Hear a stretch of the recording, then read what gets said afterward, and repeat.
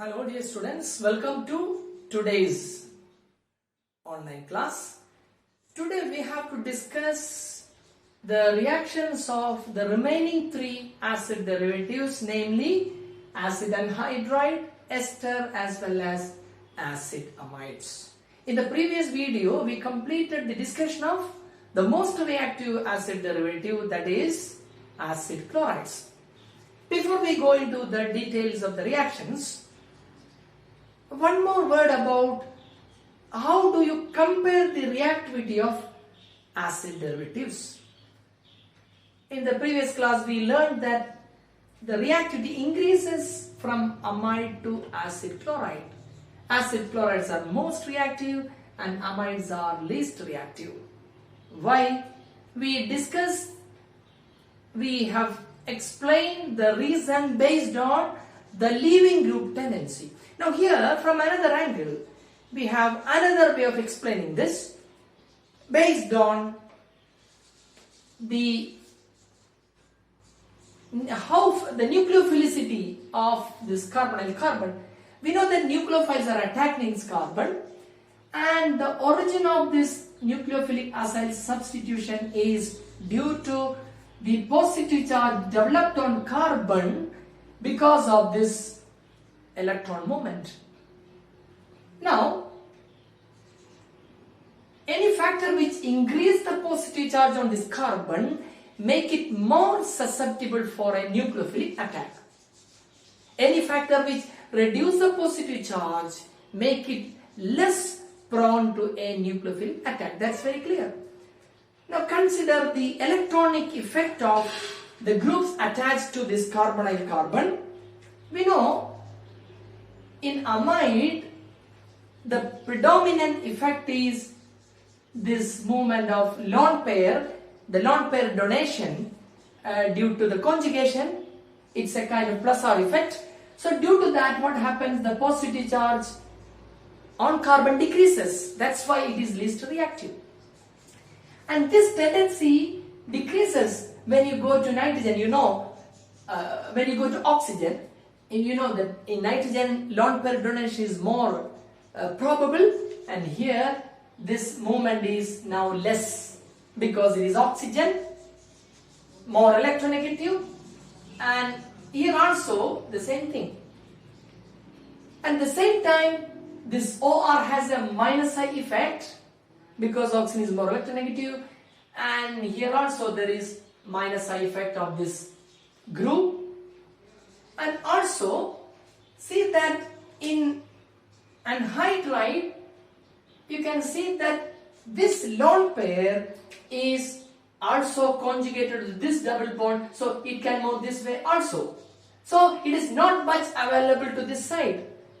Okay, so positive charge on carbon is increasing now. Here it is decreased. Here this movement is less. Instead there is withdrawal. See, due to the minus I effect of this OR, what happens? Positive charge increases on carbon, and here it is still more because this lone pair is not going to this side, instead going to this side, and again this group is also withdrawing due to oxygen. And what about the acid halide? Here we know that this is very poor effect. Instead, chlorine has very strong minus I effect that make this carbon more positive, making it more likely to be attacked by nucleophile. So this is another way of explaining this reactivity of acid derivatives, why it increases from amide to acid chlorides. Okay, now we go to the details reaction, starting with acid anhydride. After amide, see, we discussed acid chloride because it is most reactive, and we discussed all the reactions. And after acid chloride, the next is acid anhydride, which is next to chloride in reactivity. We'll discuss some reactions. See, anhydride, this R group can be same or different. That means symmetric or unsymmetrical anhydrides. Let us take the reactions. Anhydride.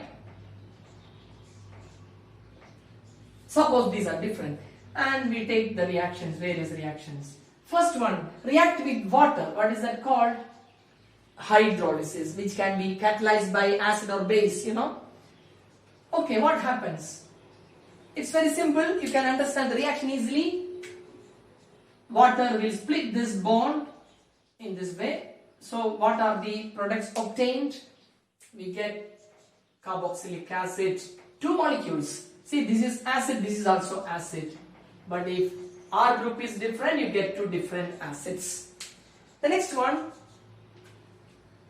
reaction with ammonia. What is it called? That's called ammonolysis. Split by ammonia. We know it will go like this. NH to this part and H here. So what do you get? You get amide. RCONH2 plus, this is again acid, R-COOH. The next one, reaction with alcohol. You can call it alcoholysis, ROH. So that will break it like this. RO will come here and H come here. So that you get, this is ester, forming ester, RCOOR plus, and it is R-COOH. Ester and acid is obtained. And finally, what is called Friedel-Crafts acylation. This you have learned in the chemistry of aromatic hydrocarbons, the famous 5 reactions, like benzene and other aromatic compounds undergo, like nitration, halogenation, sulfonation, Friedel-Crafts alkylation and acylation, the famous 5 reactions, very important. Here, the point is that for acylation reaction, if you take benzene and treat with acid chloride and the catalyst, Friedel-Crafts catalyst, there is anhydride aluminum chloride, you get benzene substituted by acyl group instead of acid chloride, which is more reactive and useful. Acid anhydride also can be used for acylation. Remember that. You can introduce acyl group using either acid chloride or acid anhydride. Acid chloride sometimes is not very convenient because it's quite fuming, So sometimes we prefer this. So what you get the product? Hydrogen on benzene gets substituted by this acyl group. So you get acyl benzene. And byproduct is, of course, acid RCOOH. Okay, so these are various reactions of acid and anhydride. Interestingly, as I said at the beginning, the chemistry of acid and anhydride is forming any of the other derivatives of the parent acid itself. You get acid, amide, acid, ester, like that. Interesting. Okay. Now we move on to the second one, that is the reactions of esters, which is more versatile. See, esters are showing very many reactions, and there are some important name reactions also listed here. Okay, we go to now esters. Reactions of esters. Generally writing ester, RCOOR, let us write R dash for a difference. This is the acid part of ester and this is the alcohol part of ester. Remember, ester is formed from carboxylic acid and alcohol. Okay. Starting with first one, hydrolysis. Okay.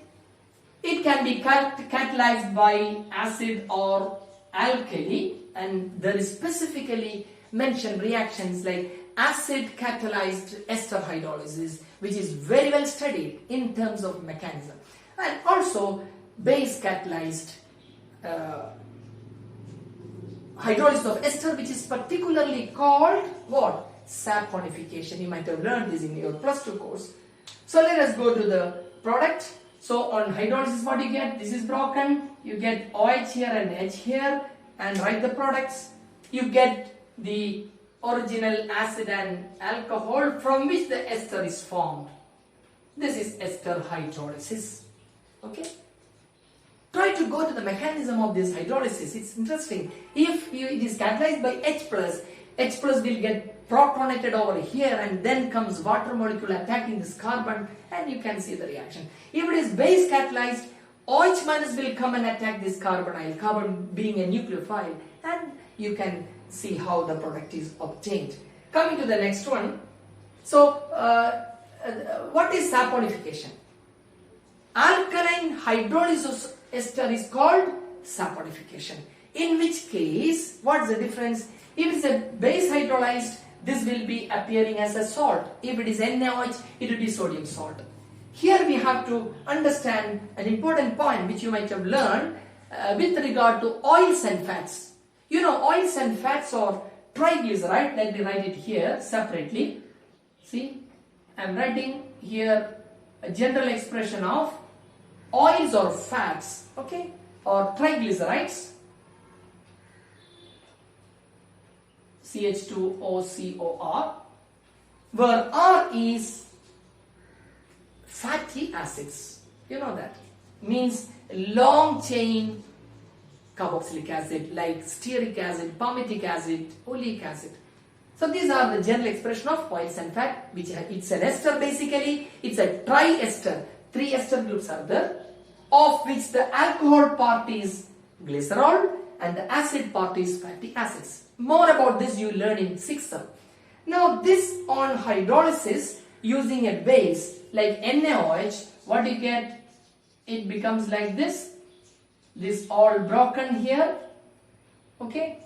So you will be getting HNONA. HNONA. What do you get? The product of this hydrolysis is, so plus 3 NaOH. 3 NaOH molecule is consumed for this, and what you get? The product is glycerol, that is the alcohol part of this oil and fat, plus what you get? Sodium salt of fatty acid. Sodium salt of fatty acid, Na plus minus 3 molecules. What is sodium salt of fatty acid? It is nothing but soap. That is why this is known as saponification. Alkaline hydrolysis of ester is generally called saponification because if you are using oil and fat, the product is soap. Okay. Now coming to other reactions. Other reactions. Look. Next is reaction with alcohol. This is again an interesting reaction. If you are treating ester with another alcohol where, see, alkyl group is different, right? R double dash. What happens, you know? This exchange with this alkyl group of the alcohol part, R dash, and R double dash comes here. It is catalyzed by acid or base. The reaction is known as transesterification. Transesterification means ester when treated with an alcohol with a different alkyl group in presence of acid or base, okay. So acid or base is used as catalyst, okay. What happens? The alkyl part of the alcohol get exchanged with ester. So what's the product? It will become RCOOR double dash plus R dash OH. This is transesterification. Exchange of these two groups takes place. Okay. Now coming to the next reaction with ammonia. What do you get? Ammonolysis. Simple. Ammonolysis. That is, as usual, this is broken like this. So what do you get? Amide. You get acid amide RCONH2 plus alcohol R dash OH. And then next is reduction. There are two ways of reducing esters using this catalyst. There is a copper chromate at high temperature and pressure, or you can use reducing agents like lithium aluminum hydride. Okay, so what about the product? You get the same product. Then what's the difference? In both cases, what you know? What happens, you know? The reduction it goes like this. You will be getting, it will become primary alcohol. Okay, let's see how the reaction. It is reduction of ester is similar to that of acid. Basically, no difference because it goes like this. First of all, this is broken with one molecule of hydrogen. That's the first reduction. And the next step, this is also broken. So so it becomes CH2OH. So this pi bond and these bonds are broken using 2 molecules of hydrogen. So for that you can use either copper chromate Cu2 CrO4, Cu2 Cr2O4 at high temperature like 200 degrees Celsius and pressure. The product is RCH2OH. You get primary alcohol plus of course this alcohol also. The same thing you get using this one LAH, lithium aluminum hydride, also you get the same thing. Or you can use sodium in alcohol, also will act as a reducing agent. In both cases you get the same product, but there is a difference. That's important. This is a chemical reduction. If you so this is a catalytic reduction. If you are using lithium aluminum hydride like chemical reducing agent, that will not affect a double bond present in this molecule. If this ester contain an ethylenic bond, a double bond in carbon-carbon part, that will not be affected or reduced by using this one. So it's a choice. If you want to retain the double bond in this part of the molecule, you have to use this one. Otherwise, if you use this one, the double bond as well as this double bond both will get reduced. That's the difference. Okay. Now, next one is reaction with Grignard reagent RNGX. You know, Grignard reagent react on carbonyl groups, you know that, right? You have learned in aldehyde, ketone and acid, etc. Because you know this is shifted to this carbon and this is plus and minus, R minus attached here, and this become, you know, OMGX, and this bond is broken. On hydrolysis this become OH, right? So we expect this kind of product, but the final product is not this. Another molecule of RNGX attacks. So 2 molecules react here and you are finally getting a tertiary alcohol. Why, you know? When another molecule of R comes, this is replaced. This is left as a living group. So the product is now R and C. If we are putting R dash here for a difference, or R double dash here, it will be R double dash 2 alkyl groups will come from this Grignard reagent and this will be OH. So what is this product? It's a tertiary alcohol, that's all. Tertiary alcohol. Okay. And finally, using a strong base like sodium ethoxide, a name reaction takes place that's called Claisen condensation. That's a name reaction. Actually, the details of this reaction will come in your in another module, okay, in active methylene compounds, where you learn acetoacetic ester. Anyway, let us understand what is a reaction. Let me write an example. CH3COO C2H5. What is this? Ethyl ethanoate or ethyl acetate.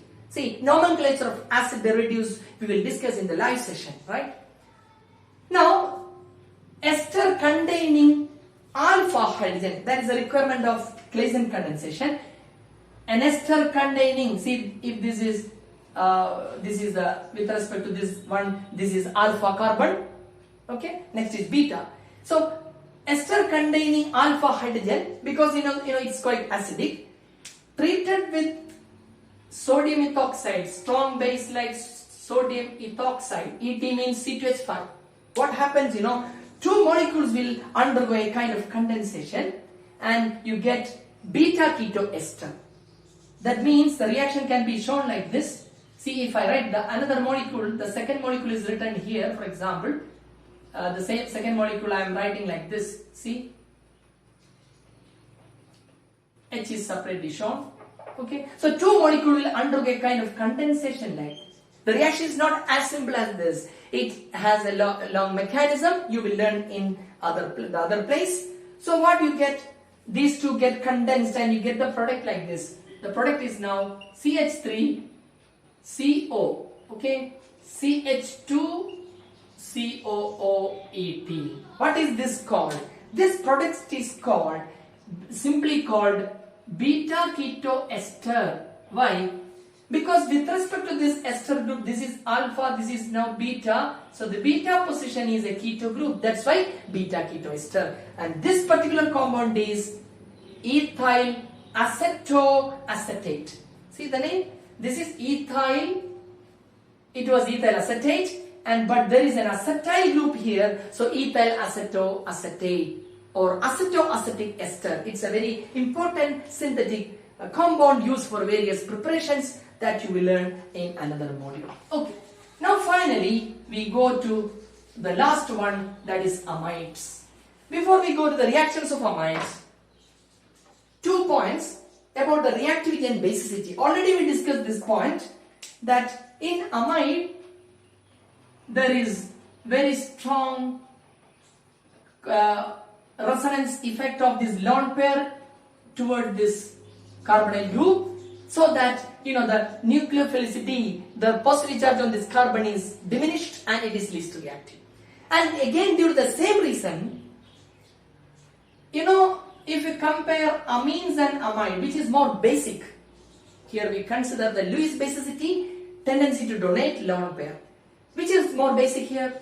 Amines are more basic, or amides are less basic than amines due to the same effect, because this lone pair is moving towards this side and it is not so available for donation. Okay, so amides are less basic due to the same reason, due to the resonance or conjugation of lone pair. Now coming to reactions, simple, we have a few reactions only. Let me write an amide in general, RCONH2. The first one, reaction with water, that is of course as usual hydrolysis, which can be catalyzed by acid or base. What is the basic difference in terms of product if you use acid or base as catalyst? I have told you earlier. If it is acid catalyzed, acid will be free and base will appear as salt. If it is a base catalysis, base will be free. That's the difference. So using H plus or OH minus as catalyst, what do you get? Very simple, as usual. We have already discussed this earlier. So it will come like this, OH here and H here. You get acid and ammonia, RCOOH plus NH3. Okay. See, with regard to acid chloride, a characteristic point is that in most of the reactions, HCl fumes will come as the byproduct. Whereas in amide, what will come? It will be ammonia. Smell of ammonia you can sense if it is an amide. Coming to the next reaction, that is reduction. Reducing with LAH, that is chemical reduction using lithium aluminum hydride. What happens? The reduction, as I said earlier, it will go like this. Listen. One hydrogen molecule will break this away, and the next molecule will break one pi bond, the other bond will be intact. What is the product? Sorry, reduction is not like that. It's not ammonia which is going. In chemical reduction, it is that it is going to a more stable product, that is, this is broken first. And another molecule will break this bond also. It's interesting. Very different. What do you get? You get amine. Primary amine is the product. So it's very notable. You get primary amine. RCH2NH2 is obtained by this chemical reduction. So amide is converted into primary amine containing the same number of carbon using lithium aluminum hydride. Coming to another reaction, is very interesting reaction. Using P2O5. What is P2O5 used for? For dehydration. And you heat. What happens, Water is lost in this way. So what is left now? It is RCN. You are getting cyanide or nitrile plus H2O. Very interesting reaction and very important conversion route. Converting amide into nitrile. And then the last one is a name reaction. If you are using bromine and NaOH, an alkali like NaOH or KOH, instead you can also use sodium hypobromite. This is another choice. Any of these can be used. What is this? You have learned in +2 course. Amide treated with this bromine in alkali, it's a particular name reaction, Hofmann-bromamide reaction or Hofmann degradation reaction it is called. It has an importance that it is a method of stepping down to eliminate, to remove one carbon from this original amide. What is Hofmann-bromamide reaction? Primary amide, this is a primary amide because it is NH2, just like amine. If H is replaced, it will be secondary and tertiary amides. Primary amide when treated with bromine in alkali gives, what is the product? Simple, CO is removed. It's a decarboxylation kind of reaction. You get RNH2, right? You get primary amine. So primary amide when treated with bromine in alkali gives primary amine having one carbon less. That's very important. This is removed. So it's a kind of decarboxylation. It's a degradation. Okay. So you have the byproducts. So many byproducts are there here. Like actually here 4 molecules of NaOH will react here, and the byproducts are you get here Na2CO3 plus 2NaBr plus 2H2O, because there are 4 sodium hydroxide. 2 will form N2NaBr and sodium carbonate using the CO it is formed. So that is Hofmann reaction. We can just have a look at how the reaction is taking place in terms of the mechanism, why it is called bromamide reaction. See, the reaction goes like this. See, in primary amide, this hydrogen is reasonably acidic because of the electron withdrawal by CO. So it can react with bromine. That is the first step of the reaction. H replaced by bromine, it becomes RCONHBr plus HBr, of course. Okay. So this is what is bromamide. It's an amide and bromine is there, so it's bromamide. So it's an intermediate there. Now this is still more acidic. I mean, this hydrogen or nitrogen is now still more acidic. Why? Because the bromine came, minus I effect. There is withdrawal by CO also. So this H also easily get replaced. And now it is that what happens is that this in a few steps in the mechanism, it will be very detailedly shown. In presence of the base, this is fully removed and it becomes a very important intermediate, that is what is called nitrene. This is called nitrene. You might have learned this nitrene sometimes in your 4th Sem Organic. What is the importance of nitrene? It's a very useful intermediate. It is quite reactive, and interesting part is that this nitrene can have a kind of rearrangement or migration facilitated by this movement of the lone pair. That is what happens. So what you get is nitrene now rearranges to, it is now connected to N double bond C double bond O. What is this now? This is nothing but isocyanate. Iso, not cyanide but cyanate, because oxygen is there. In the final step, this nice isocyanate undergo hydrolysis. Okay, in presence of the base, base is here. It will break and you get the final product. This is broken here and you get RNH2. Okay, and this will form either sodium carbonate, for example. You get carbonate. Okay, so that is Hofmann reaction. So that's all about the chemistry of acid and anhydrides. Okay, so see you in the next class. Till then, bye.